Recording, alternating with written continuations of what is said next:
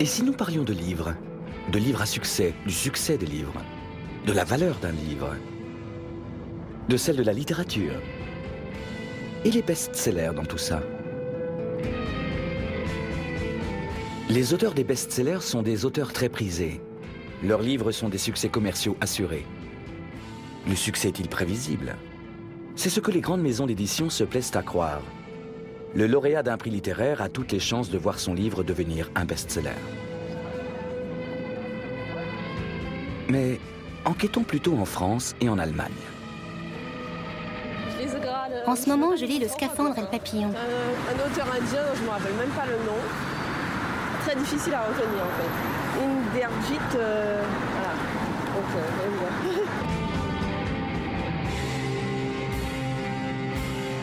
Comment les écrivains se comportent-ils face au monde de l'édition de plus en plus agité et imprévisible? On peut imaginer que l'apparition de leur prochain livre rend les auteurs nerveux.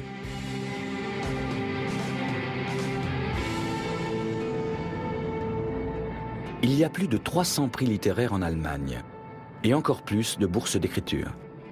À Berlin, le colloque littéraire est une institution de soutien aux auteurs. C'est ici qu'ont lieu les grandes lectures publiques, dans la salle principale là. C'est celle-ci, la salle de lecture. Elle n'est pas aussi claire que j'imaginais.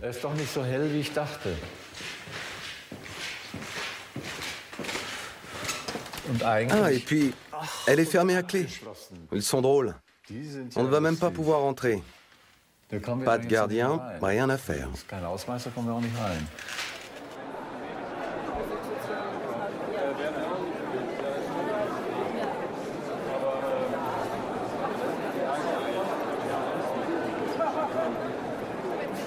File d'attente pour la remise du prix allemand du livre, le pendant du Goncourt français ou du Booker Prize anglais. Une initiative marketing pour faire parler de la littérature. Ces dernières années, les ouvrages auréolés du prix allemand du livre se sont vendus à 150 000 exemplaires, minimum.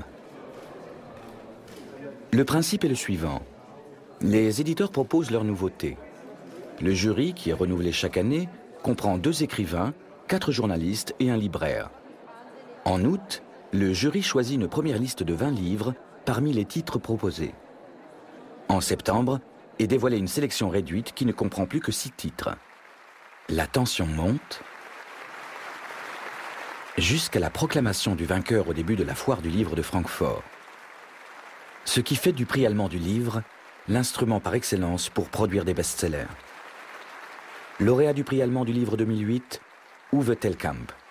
Il a été distingué pour son roman de près de 1000 pages, La Tour. J'étais arrivée de Berlin dans l'après-midi, comme aujourd'hui, et j'avais croisé Thomas Glavinitsch, qui figurait lui aussi dans la sélection finale. Cela nous a permis de partager la tension incroyable et l'excitation qui nous tenaillait. Il m'a prodigué tout un tas de conseils, d'expédients pour pouvoir affronter la soirée.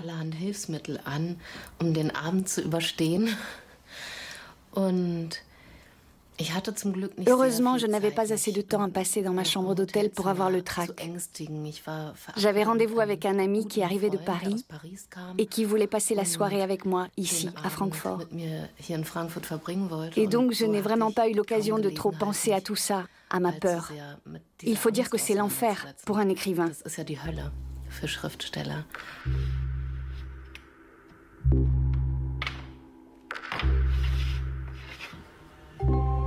Daniel Kehlmann a obtenu un best-seller avec son roman « Les arpenteurs du monde ». Il s'était aussi retrouvé dans la sélection du prix allemand du livre sans l'obtenir. Apprendre qu'on est nominé pour un prix littéraire et toute cette attente et cette incertitude pour voir quelqu'un d'autre l'obtenir, c'est ok. Mais d'être convoqué et de devoir rester là, assis à attendre dans cet état d'incertitude à se ronger les sangs, franchement, je ne suis pas devenu écrivain pour me retrouver assigné à ce casting, ce show. Devant un public et devant des collègues que j'aime et que j'apprécie et qui sont dans la même situation que moi, avec au final un seul d'entre nous ou une seule qui recevra ce prix si important qui va changer sa vie. Je crois que personne ne devient écrivain pour se retrouver piégé dans une telle situation. Je crois que c'est un besoin profondément bourgeois que de se retrancher, y compris à travers la culture, dans des petits cercles élitistes, et de penser que ce qui est bon, c'est-à-dire d'une qualité élevée et satisfaisant à des attentes esthétiques élevées, ne peut pas être conçu pour le grand public. Et qu'à l'inverse, un phénomène de masse, un livre qui rencontre beaucoup de lecteurs, ne peut pas être bon. Je ne crois pas à cette corrélation.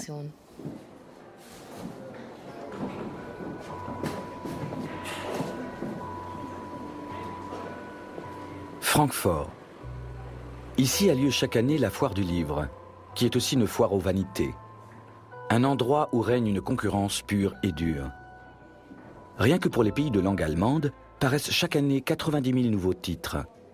Mais rares sont ceux qui trouvent un écho au-delà de leur sphère régionale. Et plus rares encore, ceux qui obtiennent un succès commercial. La foire du livre de Francfort est la plus grande foire du livre au monde. Plus de 7000 exposants venus d'une centaine de pays y attendent de pied ferme 300 000 visiteurs. C'est un événement culturel de premier plan, unique en son genre. Des noms d'auteurs n'y sont plus que marques de fabrique et les livres, vulgaires produits de consommation. Et pourtant, la littérature refuse de se plier totalement aux lois du marché et au goût du grand public. À quoi sert la littérature? Où va la littérature? La question mérite d'être posée. La littérature, bien sûr, doit toujours répondre à ce même vieux principe, repris par Brecht, et qui existe aussi, je crois, en latin. Elle doit être utile et faire plaisir.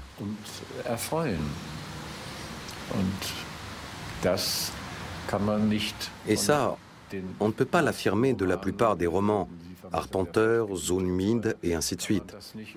Bon, d'accord, ils font sans doute plaisir à quelqu'un, mais sont-ils utiles à quoi que ce soit?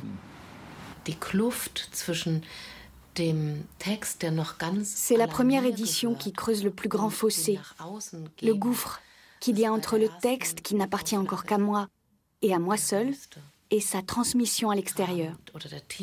Ensuite, les rééditions ne sont que des chiffres. Et moi, ces chiffres, c'est comme les statistiques. Pris comme ça, ils ne signifient rien. Et puis je me demanderais, qui sont tous ces lecteurs? Sont-ils tous des lecteurs littéraires? Peuvent-ils tous être des lecteurs littéraires? Et là, on revient à la question du caractère élitiste de notre culture. Qui sont les lecteurs en Allemagne? À qui est-il donné de lire et de comprendre la grande littérature? Ce sont des questions qui ne m'intéressent que de façon marginale, et d'ailleurs moins pour mon propre livre que pour les livres de mes collègues.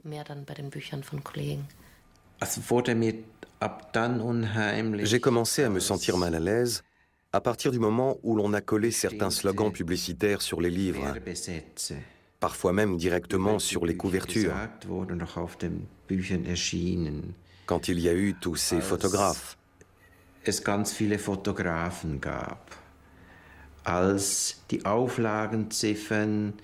Quand les tirages ont pris des proportions telles qu'on ne pouvait plus réellement se représenter la taille du public, et aussi quand les livres étaient traduits dans des langues exotiques, comme le chinois, le coréen. Autant de choses qui vous donnent l'impression qu'il est arrivé tellement d'histoires à ce livre que maintenant, il vous échappe complètement. C'est ça qui crée le malaise. Contre toute attente, le professeur de philosophie Pascal Mercier, de son vrai nom Peter Bierry, s'est retrouvé auteur d'un best-seller intitulé « Train de nuit pour Lisbonne ». Un livre ignoré par la critique et qui, grâce au bouche à oreille, s'est vendu dans le monde entier à 2 millions d'exemplaires. Le malaise, et là aussi il faut être très précis, le malaise est lié au fait que la distance entre le travail d'écriture, qui est un travail complètement introverti, tourné vers l'intérieur, que la disproportion entre ce travail et ce qui se passe ensuite à l'extérieur, y compris les phrases et les slogans lancés à son sujet, est tellement grande qu'elle en devient insupportable. Là, on se sent vraiment mal à l'aise. Alors, qu'en est-il, vu de l'extérieur, d'un livre censé devenir un best-seller? Seul un livre vendu est un bon livre, telle est la loi non écrite de l'édition. Et les éditeurs font feu de tout bois pour s'attirer les grâces de leurs lecteurs. Chaque année, par 2 fois, au printemps et à l'automne, ils présentent leurs nouveautés. Leurs protégés ont droit à des doubles pages dans les catalogues et à un premier tirage élevé pour une invasion en règle des têtes de gondole des grandes enseignes de distribution. Le calcul est simple. Plus il y a d'exemplaires, et plus il devrait y avoir d'acheteurs. Dans le paysage culturel d'aujourd'hui, qui se caractérise par des médias et une critique littéraire cynique et indifférent, il n'y a pas de succès surprise. Ou alors ils sont extrêmement rares. En d'autres termes, les livres qui sont particulièrement gâtés par la critique et les médias sont ceux que les éditeurs mettent en avant comme titre phare.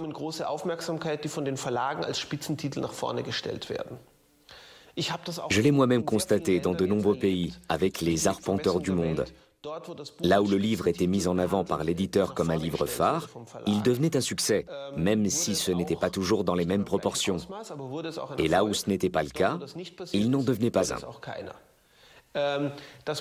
Cela signifie que quand un livre n'a pas une double page dans le catalogue de l'éditeur ou en fait la couverture, et que l'éditeur ne signale pas par différents moyens de communication « voilà le livre qui est actuellement le plus important pour nous », eh bien normalement personne n'en parle.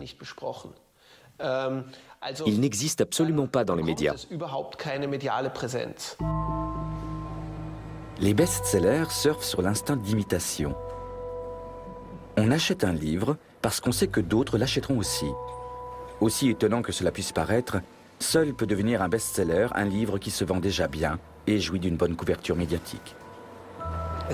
On a coutume de dire que la critique ne joue aucun rôle.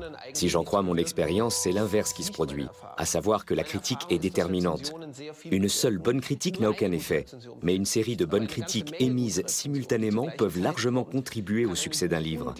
Mon livre, enfin le succès des arpenteurs du monde, a été rendu possible grâce à toute une série de bonnes critiques qui sont parues en même temps, et grâce aux libraires qui connaissaient déjà le livre, parce que mon éditeur avait envoyé des services de presse en grande quantité, et que dès lors, ils se sont mis à le recommander.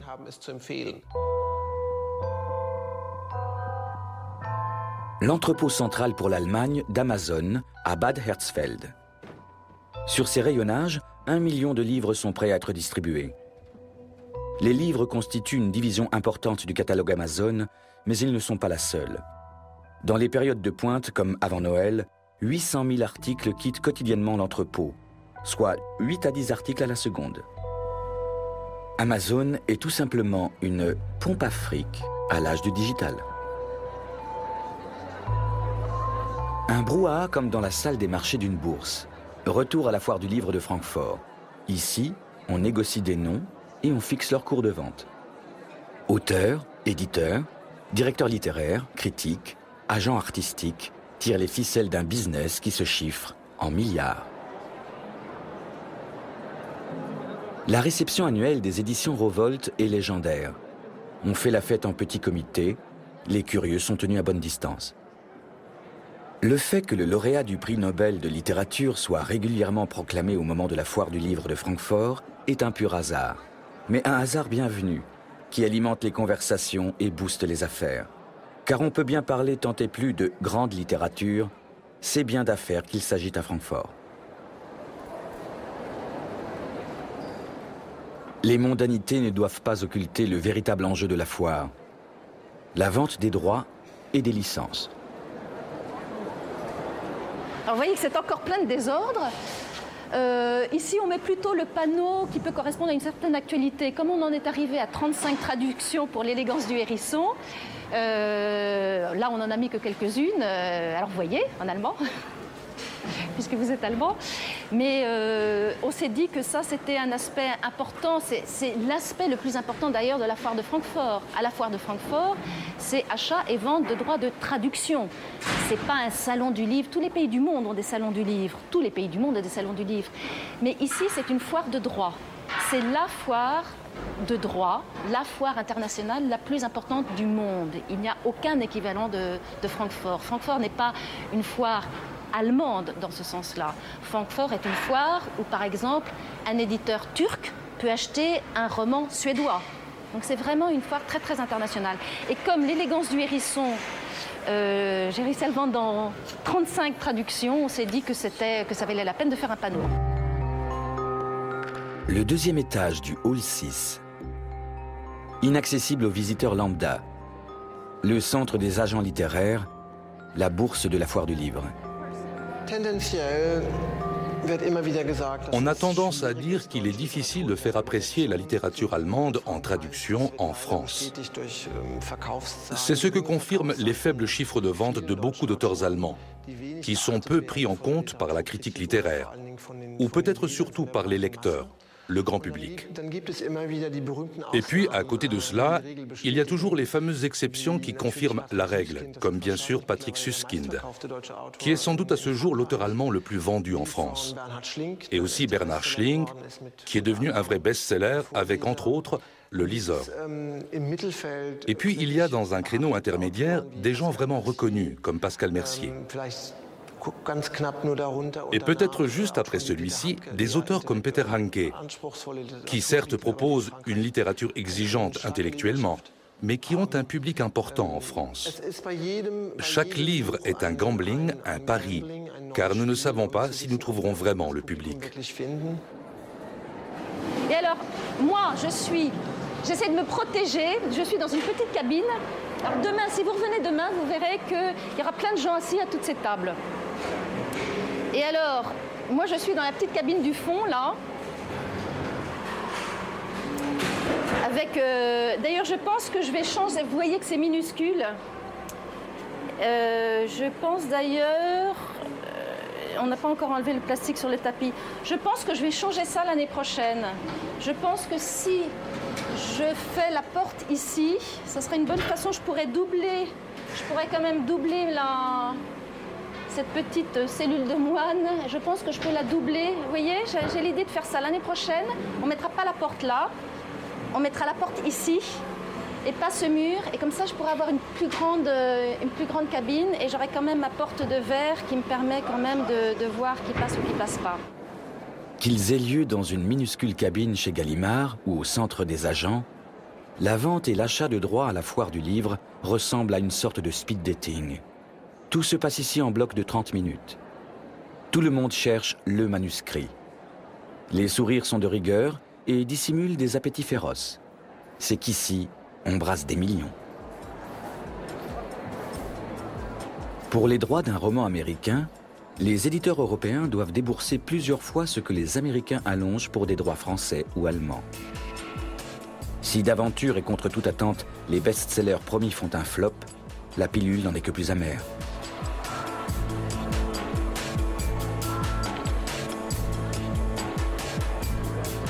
Le hall de l'hôtel Frankfurter Hof, le camp de base traditionnel des agents littéraires à Francfort.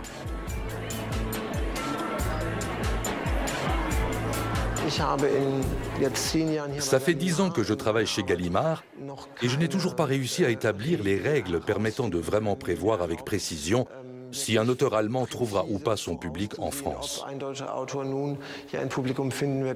Il y a toujours des surprises.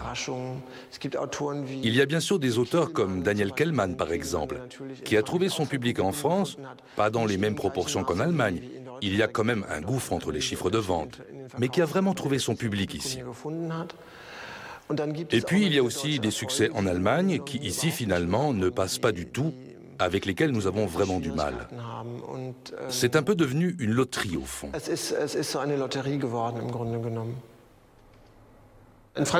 En France, ça a vraiment très bien marché. J'étais d'ailleurs dans la liste des meilleures ventes, et il y a eu énormément de bonnes critiques. Beaucoup soulignaient le fait que mes deux personnages, Gauss et Humboldt, primo étaient très allemands, et secondo étaient des ratés complets sur le plan érotique. De cela, par contre, dans les critiques anglaises, il n'était absolument pas question. Elles ont essentiellement retenu le côté humoristique, ce qui est assez logique parce qu'il y a une espèce d'humour anglo-saxon qui parcourt tout le livre. Dans le monde hispanophone, on n'a absolument pas vu l'humour. Et puis, évidemment, il y a aussi des choses que je ne m'explique pas. Par exemple, le livre a été pendant 35 semaines dans la liste des meilleures ventes à Taïwan. Ça a été vraiment un succès monstre à Taïwan. Et d'ailleurs, tous mes autres livres sont traduits en chinois de Taïwan, c'est-à-dire le vieux chinois d'avant la réforme de l'écriture. Je n'arrive pas à comprendre comment un livre qui vit à ce point du discours indirect, d'allusions historiques dans le cadre d'un contexte bien particulier, qui vit tellement de dialogues absurdes, je n'arrive pas à comprendre comment tout cela peut fonctionner dans le chinois de Taïwan. Mais pour une raison qui m'échappe, c'est ce qui s'est passé.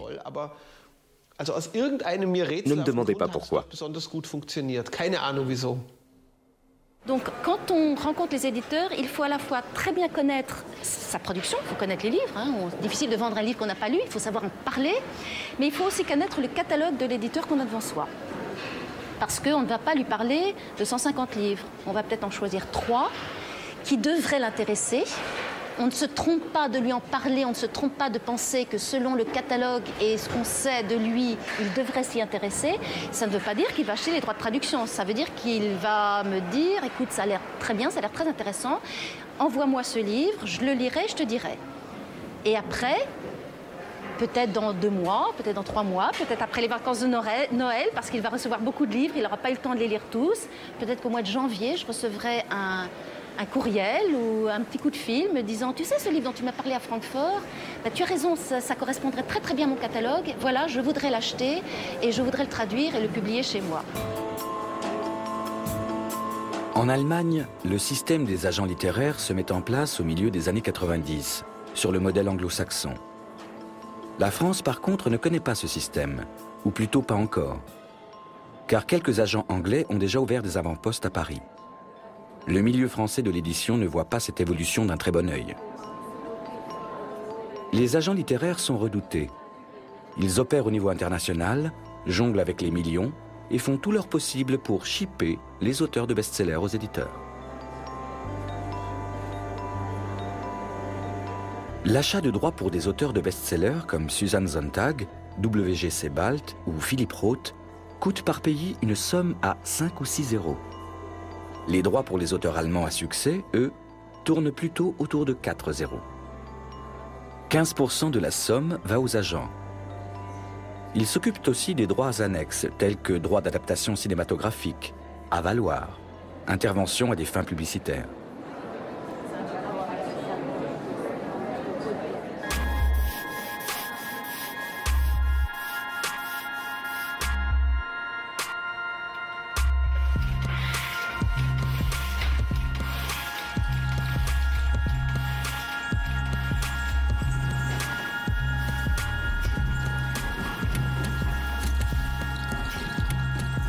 Et les lecteurs dans tout ça? Ne persistent-ils pas à lire ce qu'ils ont envie de lire, n'en déplaise aux lois du marché?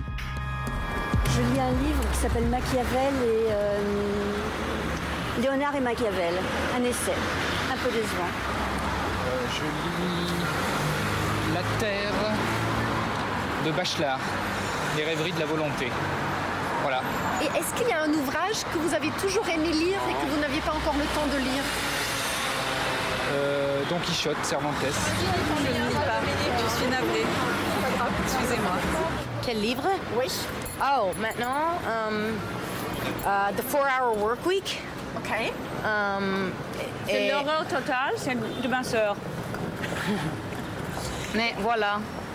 Et est-ce qu'il y a un livre que vous auriez toujours aimé lire et vous n'aviez pas encore le temps de le lire?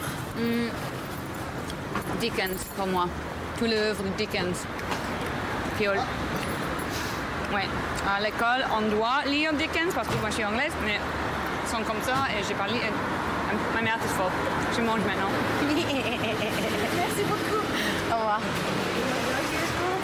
Je viens de finir Asimov, toute la série de Fondation. Et est-ce qu'il y a un bouquin, un ouvrage que vous auriez toujours aimé lire et vous n'aviez pas encore le temps? Que je n'ai pas encore le temps. Oh non, je prends le temps de lire en général. Quand j'ai envie de lire un livre, j'essaie de le trouver ou de me le faire prêter et de le lire. Ça prend le temps que ça prend, mais enfin, je veux dire, je laisse une part dans ma vie à la lecture, c'est important. Oui. C'est même plus. C'est un vieux bouquin que je suis en train de relire. Le parfum. Le parfum. Et est-ce qu'il y a un bouquin que vous aimeriez lire? Actuellement? Je sais pas. Oh, il y a tellement de choses en ce moment. Je sais pas. Alors il y a un ouvrage qui est passé dans l'émission de Delarue, La femme parfaite. Et je le trouve pas parce que j'ai oublié le nom de l'écrivain. Un vieux livre qui s'appelle L'affaire Pélican. Voilà. Et est-ce qu'il y a un ouvrage que vous aimeriez lire, mais vous n'avez pas encore eu le temps? Oui, il y en a une pile comme ça à côté de mon lit d'ouvrages à lire. Voilà. Merci. Bonne journée.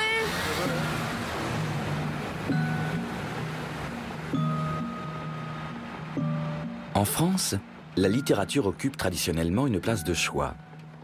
C'est moins vrai en Allemagne. Pour les Français, les livres sont une nourriture spirituelle. En Allemagne, on accorde beaucoup d'importance aux livres comme objet. C'est ainsi que les Allemands attachent une grande importance à la couverture reliée, en dur, quasiment inconnue en France. Les Français privilégient la couverture souple, car pour eux, l'aspect d'un livre compte moins que son contenu, qui permet de participer à une conversation. La lecture, en somme, comme éducation sentimentale. En France, on est convaincu que lire beaucoup, c'est aussi vivre intensément. L'apprentissage des mots et l'apprentissage des émotions sont étroitement liés. Et quand les deux vont de concert et aboutissent à une capacité de différenciation dans la vie psychologique, là, il y a éducation sentimentale, laquelle peut aussi mener à une plus grande sensibilité morale et aussi à une plus grande sensibilité politique. Plus nous sommes différenciés dans notre ressenti, plus est différenciée notre faculté d'investir par l'imaginaire ce que les autres vivent, notre façon de respecter l'autre. Et plus est différenciée l'idée que nous nous faisons de ce que devrait être une société dans laquelle il y aurait aussi peu de cruauté que possible, et ainsi de suite. C'est-à-dire que l'éducation sentimentale, ce n'est pas seulement un luxe de salon, mais aussi une immense tâche politique qui consiste à aider les gens à articuler leurs sentiments et par là en faire des individus différenciés, y compris sur le plan politique.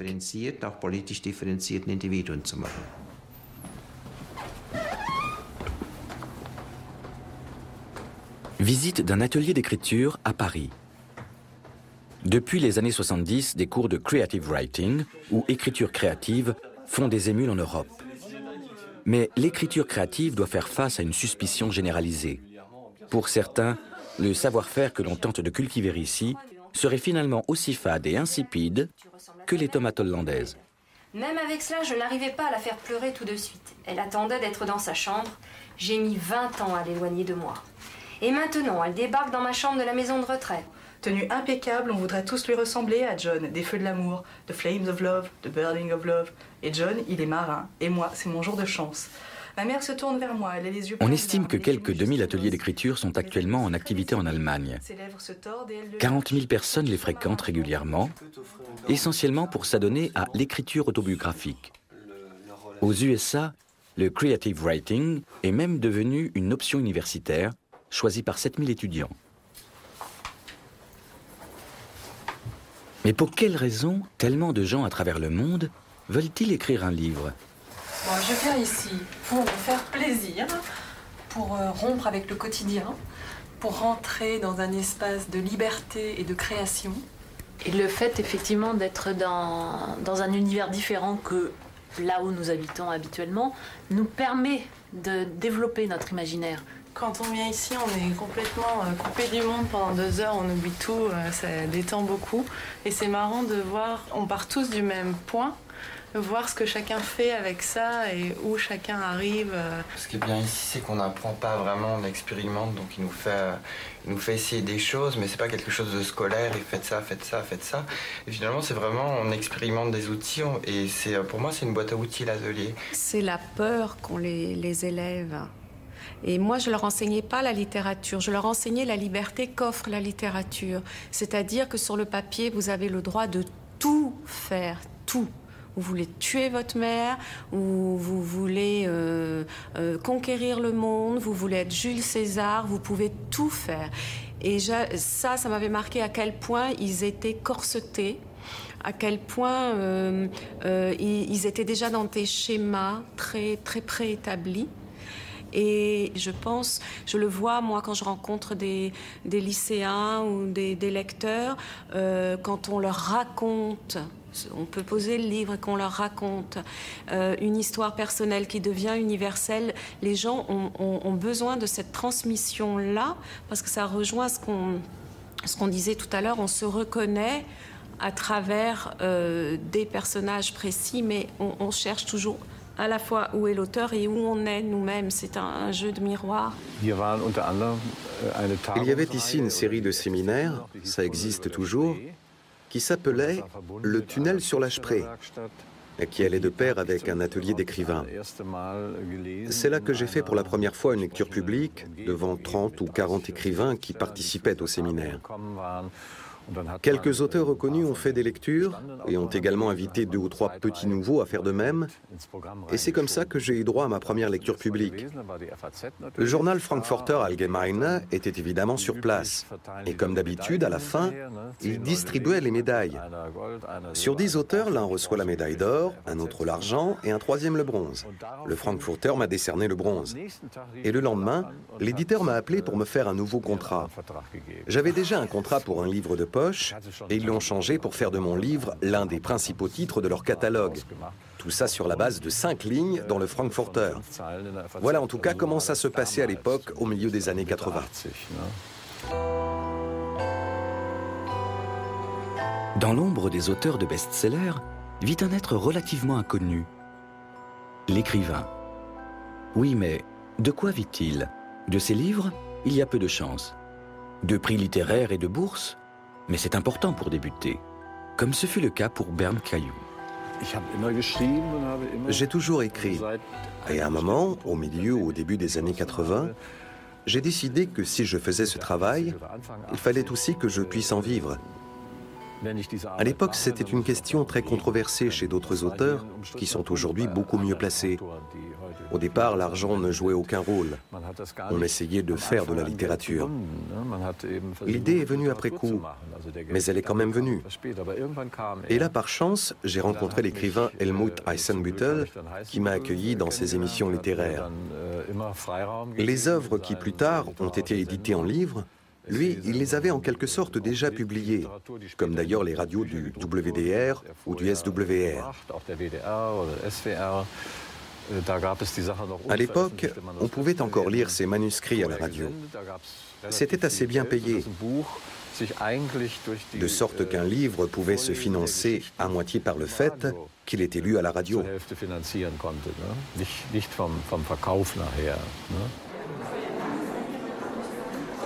En 2008, le prix allemand du livre est allé à l'écrivain Uwe Telkamp pour son roman sur Dresde, La Tour. Un prix de 25 000 €. Le lancement médiatique eut lieu avec la proclamation du lauréat au début de la foire du livre de Francfort. Et très rapidement, le livre parvint dans le classement des meilleures ventes. Uwe Telkamp, un ancien médecin, est aujourd'hui un homme installé.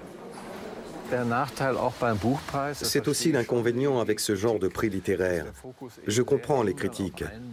Tout se focalise sur un seul livre qui va alors se vendre à 500 000 exemplaires, ce qui est absurde. Les gens n'accordent qu'un budget limité à la littérature. C'est-à-dire qu'ils vont acheter ce livre et peut-être encore un deuxième et un troisième. Du coup, un seul livre phagocyte une grande partie de ce budget et c'est ça le problème. Comment devient-on un auteur de best-seller ? Je ne peux pas répondre à cette question. Si la réponse était connue, une pléiade d'auteurs s'y emploierait.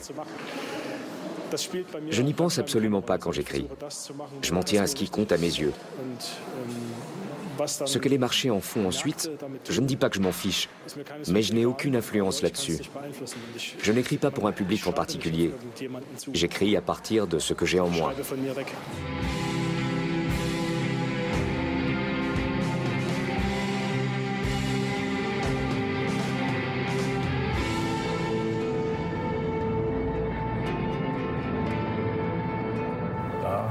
Tiens, qui avons-nous là? Un ancien titulaire d'une bourse d'écriture, 30 ans plus tard. Il regarde si tout est encore là.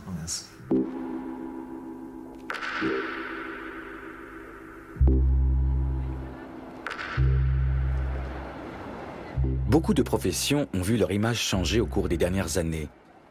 La profession d'écrivain est l'une d'entre elles. Qui veut encore aujourd'hui tout lire d'un écrivain? On préfère lire un livre d'autant d'écrivains que possible.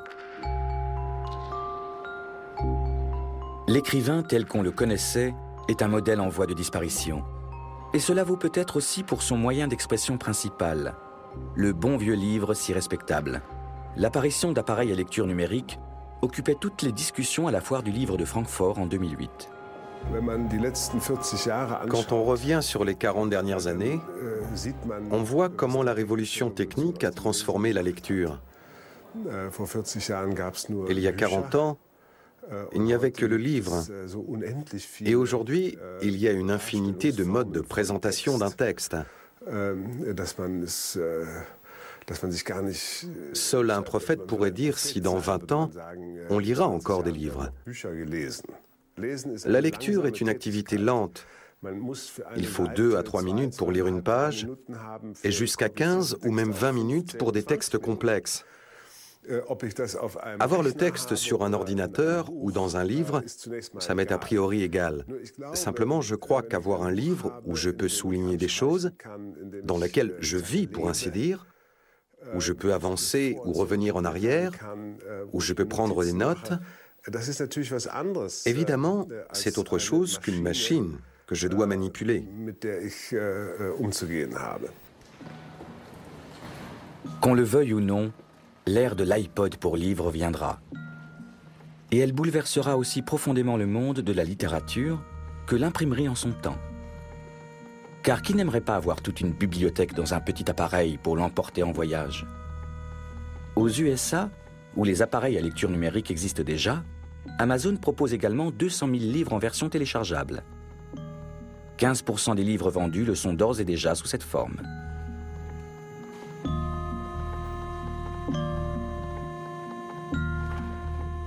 Il n'empêche que des bibliothèques sont encore bien fréquentées. Pour les manuels, par exemple, scolaires et autres, dans les écoles et les universités, l'e-book va s'imposer. Car ce qui importe ici, c'est l'actualisation. Grâce aux actualisations par Internet, les manuels scolaires au contenu obsolète appartiendront bientôt eux-mêmes au passé. Le rêve d'une vie passée à se cultiver prend une forme nouvelle grâce aux livres électroniques que l'on glisse dans sa poche. Et cela dans le monde entier. Pourquoi le dernier best-seller de Ken Follett ou de Dan Brown ne serait-il pas lui aussi enregistré sur le disque dur de l'e-book? Je pense qu'on assiste ces dernières années à une sorte de mondialisation de l'imaginaire. Un roman qui se passe à Paris, à New York, qui parle de Léonard de Vinci, déclenche chez beaucoup de gens dans le monde une réaction bien précise. Ils sont immédiatement intéressés. Ça les renvoie à des choses qu'ils connaissent et ils adhèrent tout de suite à l'histoire. Il est beaucoup plus difficile de convaincre un Américain qu'une histoire qui se passe à Berlin-Est est tout aussi importante, qu'elle se déroule aussi dans une grande métropole, au même titre qu'une histoire qui se passerait à Chicago, Los Angeles ou New York. Ce que je lis en ce moment, un livre laiton. Je ne peux pas vous dire comment s'appelle l'auteur, j'ai oublié le nom. Un roman, un essai? C'est un poche de Chérovolt, un gros volume, la vie d'une paysanne de Prusse orientale, une histoire d'autrefois. Et quel livre avez-vous toujours voulu lire? Eh bien, Les Très épais. Il y a beaucoup de choses de Thomas Mann que je n'ai pas encore lues. Des magazines. Et le dernier livre que vous avez lu? Ah, un livre anglais. Merci. De rien. Vous me prenez au dépourvu? Je viens de lire un livre, Nick Hornby. Le titre, How to be good. Ravensburger, je vais vous buter. Le collectionneur d'enfants. Vous savez de qui c'est? Non, malheureusement pas. Le livre que je lis en ce moment, c'est de Horst Eberhard Richter. C'est étonnant. Et quel livre? Ma femme, elle lit tout le temps. Quel livre lisez-vous en ce moment? Je suis en train de lire Résistance de Owen Shears. Et quel livre aimeriez-vous lire? La femme du midi de Julia Frank. Ich schreibe J'écris avant tout pour développer ma propre voix, pour développer ma propre pensée. L'histoire qui vit cachée en moi et demande à être développée, à trouver un espace, une voie, pour la faire jaillir, pour voir où elle me mène. Et je crois que c'est cela, la motivation première quand on écrit, et non pas un lecteur concret qu'on aurait en vue.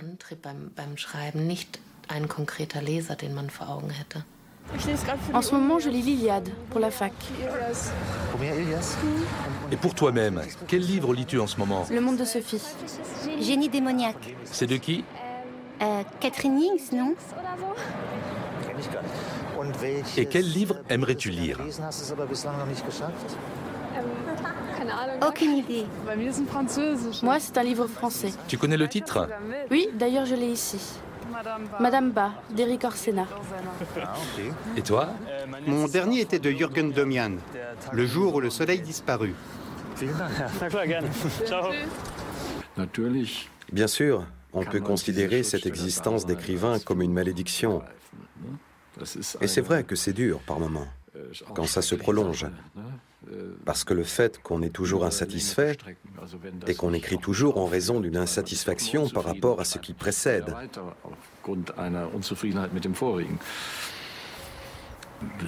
Wittgenstein, par exemple, parle de l'emprisonnement dans une pièce.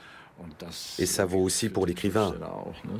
Quand il travaille, et quand il travaille beaucoup, il est vraiment emprisonné dans une pièce.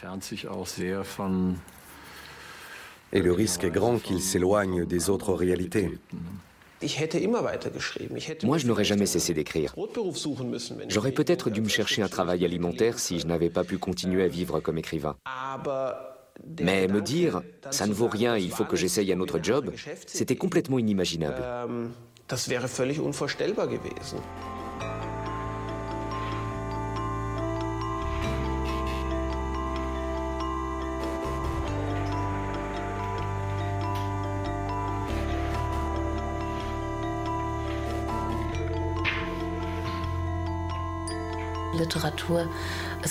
La littérature, ce n'est pas quelque chose que l'on peut apprécier dans sa totalité instantanément.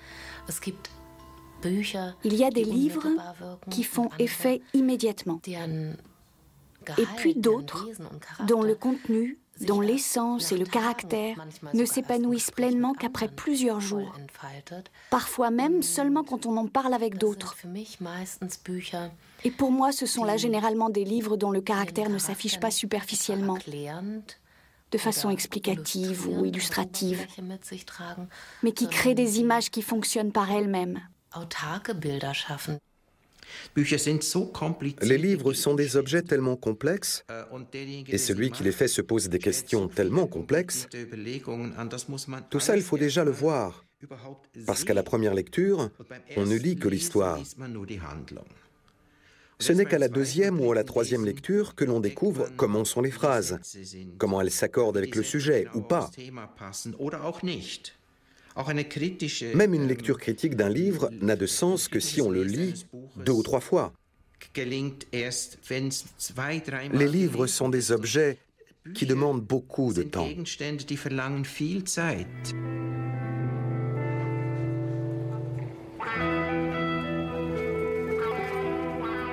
La fureur de lire est née en Europe au XVIIIe siècle. Depuis, d'une année à l'autre, d'une saison à l'autre, il paraît toujours plus de livres.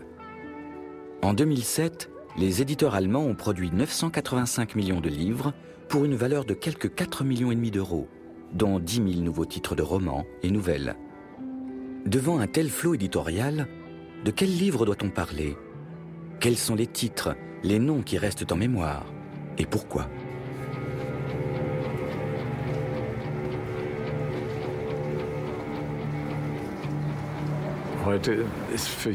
De nos jours, pour chaque vérité, il y a une contre-vérité. C'est peut-être pour ça qu'il y a aujourd'hui tous ces étranges best-sellers qui renoncent à des choses telles que l'expérience, l'analyse quasi névrotique et la profondeur psychologique. Moi, autrefois, j'aimais beaucoup Max Frisch. Il m'a expliqué qui j'étais. Oui, on assiste aujourd'hui à une vraie régression, peut-être parce que le divertissement s'accommode mal de tout ça. Or, l'écrasante majorité des livres restent de la littérature de divertissement.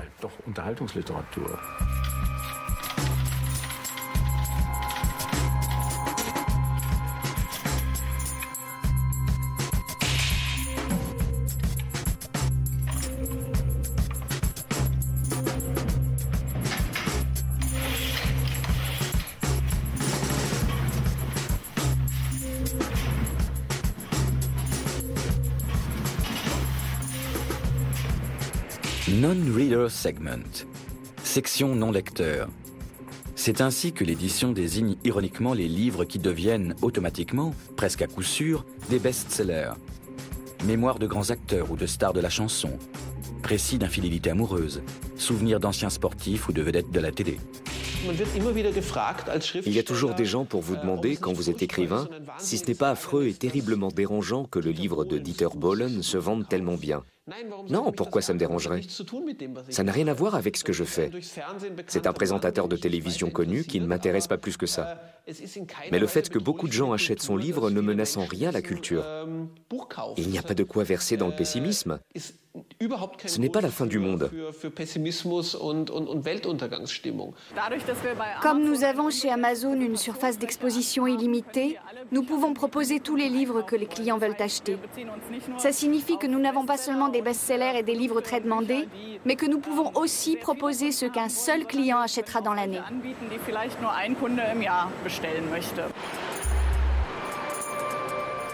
Un écrivain ne peut pas vivre d'un lecteur par an, ou même de 10 000, car seuls 10% du prix de vente vont à l'auteur. C'est ainsi que les écrivains, quand ils ne fabriquent pas de best-sellers, sont des auteurs multi-usages, des travailleurs du texte et des médias. Comme Véronique Olmy, qui, à côté des 8 livres qu'elle a publiés à ce jour, est une auteure de théâtre à succès. En Allemagne, par exemple, Véronique Olmy compte 20 000 lecteurs. C'est-à-dire que moi, je vis à la fois des romans, du théâtre, et maintenant j'écris pour la télévision l'adaptation de Pride and Prejudice de Jane Austen. Et donc, finalement, en ouvrant l'écriture, mais comme on l'a toujours fait, que ce soit Fitzgerald, John Fante, oui, il y a un moment où Fitzgerald, il ne vendait pas Attendre la nuit. Je ne suis pas John Fitzgerald, mais je veux dire, il y a comme ça des valeurs sûres qui sont à côté de moi où je me dis, ils n'ont pas vécu de leur chef-d'œuvre, mais ils ont osé dire, pour pouvoir écrire ce chef-d'œuvre, je vais écrire autre chose à côté, et c'est pas de la pub pour le dentifrice, d'adapter, adopter Jane Austen ou des monuments de la littérature comme ça. Alors, et en même temps, je pense que ça n'éloigne pas du travail, ça nourrit quand même. Celui qui a écrit un best-seller peut se permettre de consacrer sa vie à la littérature. Mais il peut aussi se sentir sous pression, de devoir écrire encore un best-seller, et puis un autre. Le fait d'avoir écrit un best-seller, dans mon cas Les Arpenteurs, avait quelque chose de très contraignant et d'angoissant. Ce sentiment d'être obligé de refaire la même chose. Mais quand on comprend que c'est tout le contraire, que le best-seller vous donne la liberté de faire quelque chose de totalement différent, sans avoir à se soucier de savoir si cela trouvera ou non des lecteurs, puisqu'après tout, le best-seller, on l'a déjà, ainsi que tous les avantages économiques qui vont avec, ça peut vraiment devenir quelque chose de formidablement libérateur. Et cet aspect libérateur, après pas mal de temps où en effet j'ai eu du mal à gérer la situation, je l'ai soudain ressenti très fortement. Les Arpenteurs du monde, de Kellmann, s'est vendu à 1,5 million d'exemplaires. Pourtant, à la réception de son éditeur Rowohlt à la foire du livre de Francfort, on cherche en vain la jeune star. Mais n'avait-il pas écrit dès 2005, dans le Frankfurter Allgemeine Zeitung, à propos du milieu de l'édition, « L'écrivain allemand d'aujourd'hui se voit abordé partout avec tellement de gentillesse que la littérature se contente d'une qualité moyenne, d'un ton prudent, d'un niveau calibré pour les lectures publiques, sans prendre aucun risque. 90% des exposants considèrent qu'il est essentiel d'être présent à la foire du livre. Ici, le rapport qualité-prix est parfait, dit l'un d'eux, cité par la direction de la foire. Big business versus littérature. Alors, qu'est-ce qui fait donc un best-seller? Je livre Jackie Kennedy, c'est quelque chose qui maintenant qui n'est pas trop récent, hein. Il y a déjà quelques temps. En ce moment, je ne lis pas de livres. Et le dernier que tu as lu? C'était de la gynécologie pour la fac. Et à titre personnel? Les versets sataniques. Tigre de papier d'Olivier Rollin dans mon sac. Et j'ai repris Décennies de Casalis dans mon lit la nuit. S'il y a un livre que j'ai envie de lire spécialement, je vais l'acheter à la librairie. Ouais, no problème. Rien. Je suis un peu gênée. Je lis actuellement Anna Karénine. Dernière danse.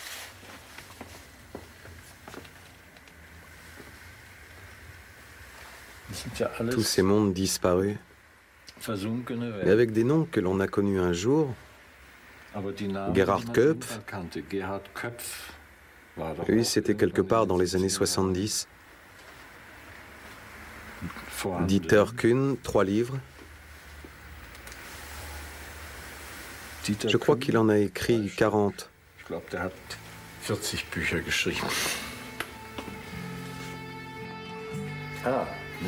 Littérature et lutte des classes. Voilà quelque chose qu'on pourrait bien relire.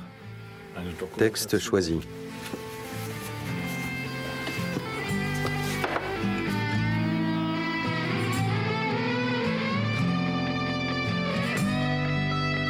On lira tout ça une autre fois, parce que là, on file au cinéma. À l'affiche, un film islandais hors norme. Humour grinçant, histoire absurde, régal imaginaire. Un homme de cœur.